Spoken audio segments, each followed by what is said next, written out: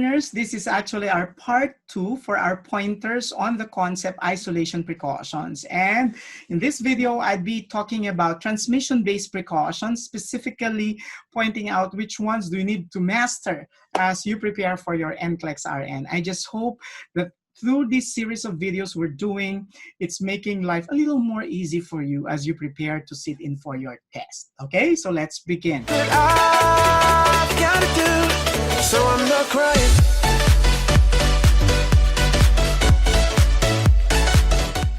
So here's a functional concept. Transmission-based precautions are implemented in addition to standard precautions for patients who are infected with agents that require additional precautions to prevent its transmission. So if you're going to compare the main purpose of transmission-based precautions to that of your standard precautions, well, a glaring difference would be your standard precautions are meant to protect your healthcare workers, whereas transmission-based precautions are meant for your patients. Okay? So with that, I hope I was able to give you a more or less general difference between the two. Okay? Now, there are 3 types of transmission-based precautions. You have airborne, droplet, and then contact precautions. So we're going to deal with this one by one. We begin with airborne precautions. Let's begin with the functional concept. Implementation of airborne precautions require 1, placing the patient in a private room with negative airflow. Now, when you speak of a negative airflow that facilitates the unilateral direction of air, okay, from the patient's room to the outside. Now, the priority for this type of room would be patients with tuberculosis. If we don't have enough private room with negative airflow, or we don't have enough single room with negative airflow, 2 things could be done. 1 would be prioritize putting in that room a patient with tuberculosis, or cohorting could be implemented, meaning 2 patients with an illness caused by the same microorganism could actually share the room, provided that has been approved by the infection control personnel. Okay? Number 2, use of respirator mask. That would be your N95, N99, or N100 by the healthcare worker. Don't be confused. When you're implementing airborne precaution, it's going to be the N95 mask for the healthcare worker. And it's going to be the surgical mask needed by a patient if the patient's being moved out of the room. So for example, if you have a patient with TB who is being brought out of the room for diagnostic test purposes, then, okay, the patient will be wearing surgical mask, okay? The healthcare worker, N95 mask. 3, if patient is brought out of the room, wearing surgical mask is required. So we remember that when an airborne isolation room is not available during an emergency, we require all personnel to wear N95 masks and pull the privacy curtain in between patients if there is more than 1 patient staying in a room. Okay. So what are the conditions requiring airborne precautions? Let me highlight. We have measles. Our nursing alert, we implement airborne plus standard precautions 4 days after the onset of rash. Then tuberculosis, we consider them as priority for placement in a private room with negative airflow. Varicella or chickenpox, we need to place them in a negative airflow room until lesions are dry and crusted. If not available, use closed rooms and restrict entry of unimmunized persons. Meaning to say, persons who are immunized could take, healthcare workers who are immunized against varicella could take care of a patient with varicella, but those who are unimmunized should stay away from the patient's room. Now, there's a specific implication of isolating a client with varicella when we have school-age children, okay? So what about if you are being asked, when do we keep the children away from school if they have been diagnosed with varicella? We can still utilize the principle that we keep the patient away from school until the lesions are dry and crusted, okay? And that would usually take around approximately 2 weeks or 14 days, okay?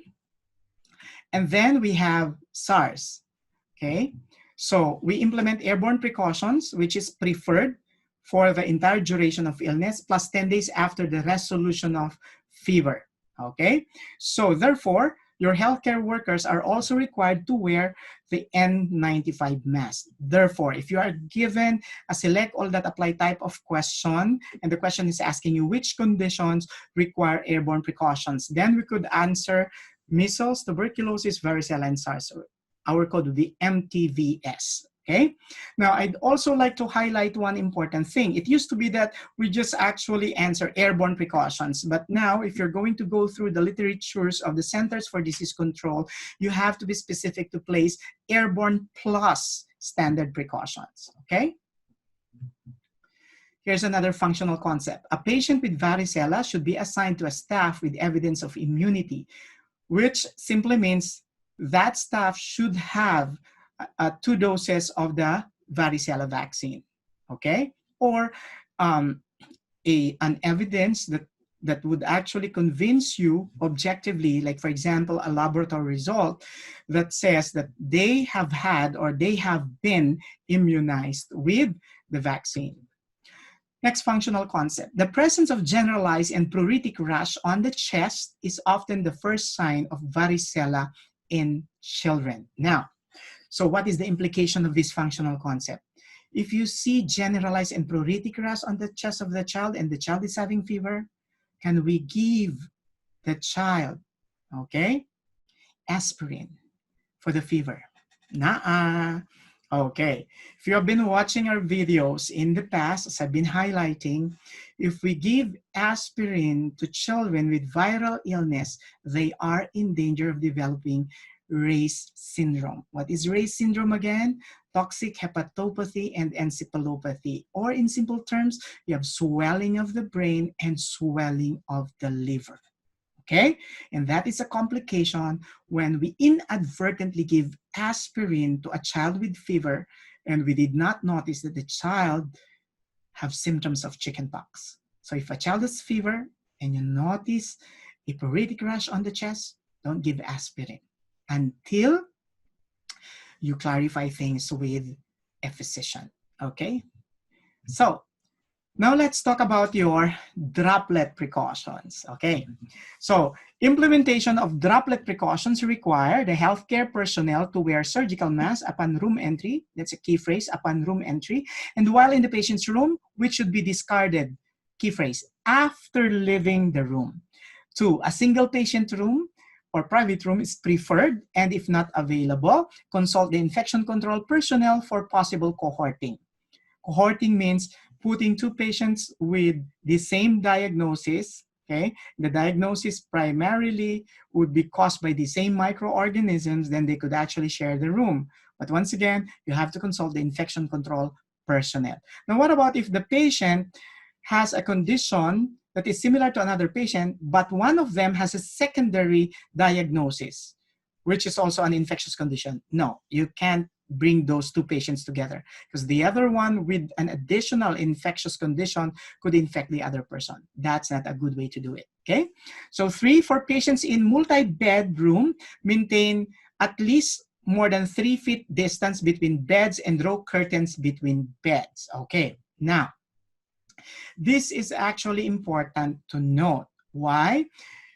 In droplet precautions, we're trying to prevent the transmission of microorganisms through droplets. And when the droplets are large, they are a little heavier, so they're not moved beyond 3 feet. So it's safe to say that the microorganism could just be spread within that specific area, 3 feet from the patient.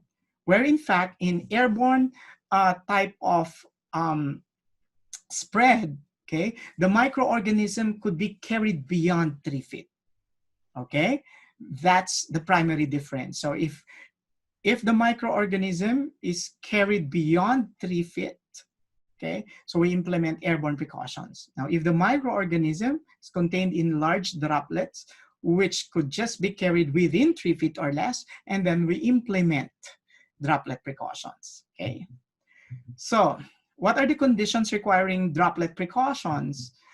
Influenza or seasonal flu, as we know it, So we implement droplet precautions for 7 days after onset or until 24 hours after resolution of fever or respiratory symptoms, okay? Then you have your mumps. We implement droplet plus standard precautions until 5 days after the onset of swelling. And of course, bacterial meningitis, we note for Kernig's sign and Brudzinski's sign, okay, or neck rigidity. Now pay particular attention to the fact that when a patient is having neck rigidity, okay, and then the patient develops petechial rash, okay, reddish blue rashes, then we suspect bacterial meningitis, then we implement droplet precautions. So once again, for droplet precautions, influenza, mumps, and bacterial meningitis. Those are the things I'd like to highlight. Okay, mycoplasmal pneumonia requires droplet plus standard precautions. Now, mycoplasmal pneumonia is actually a bacterial infection that affects the lungs. So once again, it's an infectious condition. So we expect that the patient will have fever and then the 3 Cs, cough, chills, and chest pain. Okay, now how long are we going to implement your standard precautions? For the entire duration of illness. Okay, rubella or German measles requires droplet plus standard precautions until 7 days after the onset of rashes. We're not saying until the rashes disappear. We're saying until 7 days after the onset of rashes. So which simply means when the rash appears on Monday, so you count 7 days from Monday. Okay, so we implement droplet plus standard precautions if you have a patient who had the rash on Monday until Sunday. Okay, so let's highlight. If a patient's having seasonal influenza, we implement droplet plus standard precautions. And the same is true when there is influenza pandemic. Okay. Next functional concept, the most important intervention to prevent seasonal influenza infection involves yearly vaccination. So that's a proactive approach in preventing your influenza infection. Okay, now down to our last transmission-based precautions, and this is your contact precautions, okay? So let's begin with a functional concept. Implementation of contact precautions require healthcare personnel to wear gown and gloves upon room entry for all interactions with the patient. Take note of the phrase, upon room entry. And then number 2, a single patient room is preferred. If not available, consult infection control personnel for possible cohorting. Once again, we say cohorting, we put the patient suffering from the same condition caused by the same microorganism in the same room. Okay, for patients in multi-bedroom, maintain at least or more than 3 feet distance between beds and draw curtains between beds. Okay. Now, contact precautions apply where there is exposure through direct and indirect contact with microorganisms, excessive wound drainage, fecal incontinence, and exposure to body discharges. Now, what are the conditions requiring contact precautions? So let's begin.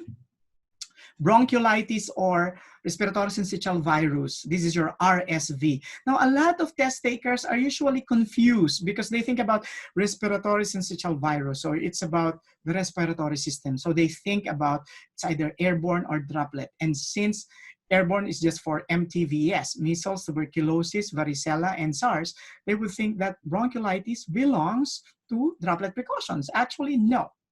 Okay? If a patient has bronchiolitis or RSV, respiratory syncytial virus, we implement contact plus standard precautions. Okay, don't forget. And then Clostridium difficile. Okay, C. diff is actually a bacterial infection that leads to diarrhea. Now, this is common among the elderly patients and those who are taking antibiotics for a prolonged period of time. Okay, so once again, we implement contact plus standard precautions for the duration of illness. Then noroviruses. Now, how do you differentiate norovirus infection from Clostridium difficile? So first, the similarity. Both leads to diarrhea. In both conditions, you have fever. But, okay, those who are in a cruise ship, for example, or those who are in home care or daycare centers, or those who love to eat oysters in seafood restaurants, they are more at risk to norovirus infection than to Clostridium difficile. Okay? So once again, the similarities are both conditions you have fever, both will have diarrhea, but, okay, the difference lies in the fact that The risk factors, the elderly and those on prolonged antibiotic therapy are more at risk to Clostridium difficile. And those who actually stay in cruise ships, okay, home care, okay, or daycare centers, or they love to eat oysters in restaurants, they're more at risk to noroviruses. And another difference would be, of course, Clostridium difficile is a bacterial infection, okay, norovirus, or sometimes they call it Norwalk virus infection, is a viral infection. In both conditions, you have diarrhea. But sometimes in patients with noroviruses, they also experience vomiting, okay? So look at the similarity in terms of the precautions that we implement. For both conditions, we implement contact plus standard precautions. The difference, for Clostridium difficile, you implement the precautions during the entire duration of illness, whereas for patients with noroviruses, okay, we implement the contact precautions for a minimum of 48 hours after resolution of symptoms, so beyond the duration of the illness. So we implement contact precautions even 48 hours after, because some of the patient would still have the virus in their fecal matter such that they still are carriers of the virus. And that's the reason why we extend the implementation of the contact precautions for a minimum of 48 hours after the resolution of symptoms. And then, of course, we have your rotavirus infection. It's also a form of gastroenteritis that usually is very common among children below 5 years old. So we also implement contact plus standard precautions for the entire duration of illness. And then your pediculosis or head lice, contact plus standard precautions until 24 hours of initiation of effective therapy. Okay, now here's a functional concept. MDROs, or multidrug-resistant organisms like MRSA or methicillin-resistant Staphylococcus aureus, or VRSA or vancomycin-resistant Staphylococcus aureus, require contact plus standard precautions. Okay, the duration of contact precautions for patients with MDROs or MRSA or VRSA remains undefined. So what does that tell us?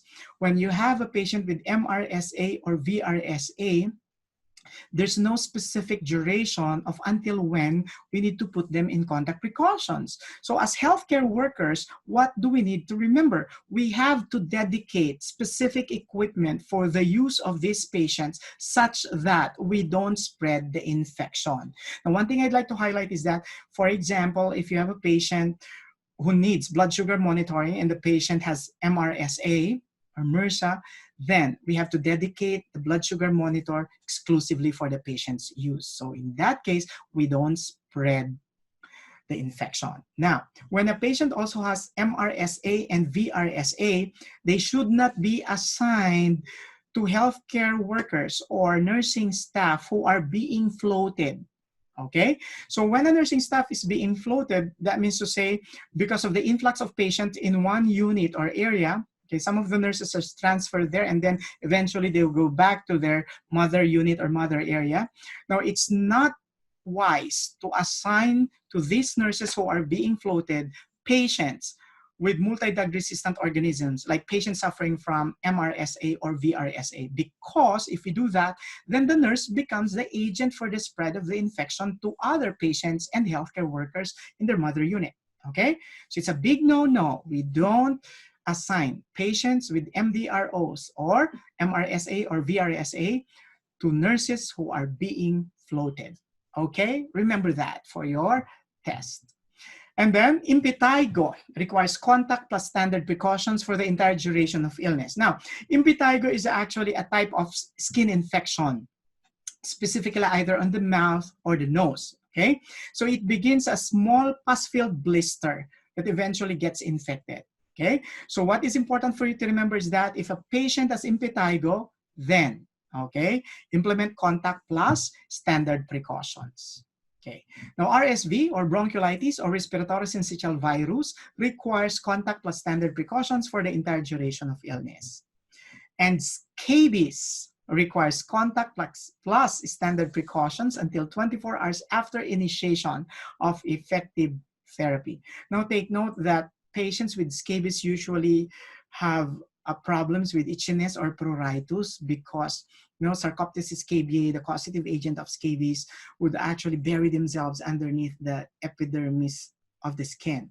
So you have like brownish burrowing tracts, okay, that could be very, very itchy for these patients. So it's very, very important that we implement contact plus standard precautions until 24 hours after initiation of effective therapy. And since scabies could actually be easily transmitted to members of the family, it's very important that we need to assess the other members of the family too. Okay, so let's highlight. Now, if a patient has major pressure ulcer, what do we implement? We implement contact plus standard precautions. What about if a patient has minor pressure ulcers? We implement standard precautions. Now, we know for a fact as healthcare professionals that the skin is the first line of defense. Therefore, when the skin gets severely damaged, what will we have? We have major pressure ulcers, or we call it now pressure injuries, okay? Usually when you have like stage 3 or stage 4 pressure ulcers, then you have severely damaged skin. So what do we implement? Contact plus standard precautions. But if the skin is just actually manifesting redness, okay, then eventually they get blister formation. There's blister formation. Then we could say that there's minor pressure ulcers. So we implement standard precaution. So the key is for you to know that when there is severe tissue injury, we implement contact plus standard precautions, okay? Okay, for minor tissue injury, then we implement standard precautions. Now, I have a question. Is there a single disease condition that requires the implementation of more than 2 types of isolation precautions? Here's the answer. According to the CDC, Varicella Zoster requires airborne plus contact plus standard precautions until lesions dry and become crusted, okay? Therefore, in providing care to a patient with Varicella Zoster, immune caregivers can substitute for susceptible healthcare workers. And Varicella Zoster post-exposure prophylaxis must be administered ASAP or within 120 hours or 5 days of exposure. Okay, so after a person gets exposed to Varicella Zoster, we have to administer your post-exposure prophylaxis within 5 days. Now, however, there are contraindications to the varicella post-exposure prophylaxis, and these include pregnant women, immunocompromised persons, newborns whose mother had varicella 5 days before delivery, and newborns whose mother had varicella 48 hours after delivery. They are instead given the Varicella Zoster immune globulin. Okay, so they're no longer given the post-exposure prophylaxis, but they are given the immune globulin for protection. So let's apply what we learned. Okay, I just hope you will be able to analyze this question properly as we move on. So here's an example. Which of the following patients are being cared for with the appropriate type of isolation precautions? Now, what is difficult with the options? If you're going through the options one by one, you would notice that one option contains a specific diagnosis and a specific type of precautions. Therefore, it's very important that you remember the diagnosis as well as the type of precautions, okay? So let's go through it. Option 1, a 2-year-old with measles on droplet precautions. We said a while back that for measles, tuberculosis, varicella or chickenpox, and SARS, we implement airborne precautions. So number 1 is an X because of the word droplet, okay. Number 2, a 31-year-old with tuberculosis on airborne precautions. Yes, this is correct. 3, a 45-year-old with influenza on droplet precautions. Yes, this is correct. An 18-year-old with viral meningitis on droplet precautions. Now, let's recall. We said a while back that bacterial meningitis required droplet precautions, but viral meningitis would require standard precautions. And what differentiates viral meningitis from your bacterial meningitis? The presence of petechial rash in bacterial meningitis. So this is an X because a patient with viral meningitis should be placed on standard precautions, not droplet precautions. Number 5, a 10-year-old with botulism on standard precautions. This is correct. A 12-year-old, number 6, option 6, with pediculosis on standard precautions. I think for patients with pediculosis, we said a while back that we implement contact plus standard precautions. So number 6 is also incorrect. So the correct answers are 31-year-old with tuberculosis on airborne precautions, 45-year-old with influenza on droplet precautions, and option 5, 10-year-old with botulism on standard precautions. So once again, it's shout out time to Prasansa Gimire for passing the state board, NCLEX RN for the State Board of New Mexico. Okay, and let's learn together. For more instructional videos, subscribe to our YouTube channel, Gapuz Mentors, and my Facebook page, Mentor Ray. So if you like our discussion for today, please don't forget to hit the subscribe button or hit the like emoji. That definitely would inspire us. If you want a copy of the PDF file for this presentation, please feel free to send me a note through my Facebook or our email. And of course, feel free to send us some feedback. We really need your feedback so that if you want me to cover other topics in the future, please feel free to make your request. Okay, I would be glad to be of service, helping you turn your great American dream to reality. Have the 4 letters after your name, USRN. So thank you very much, fellow learners, and I hope to see you in more of our videos soon.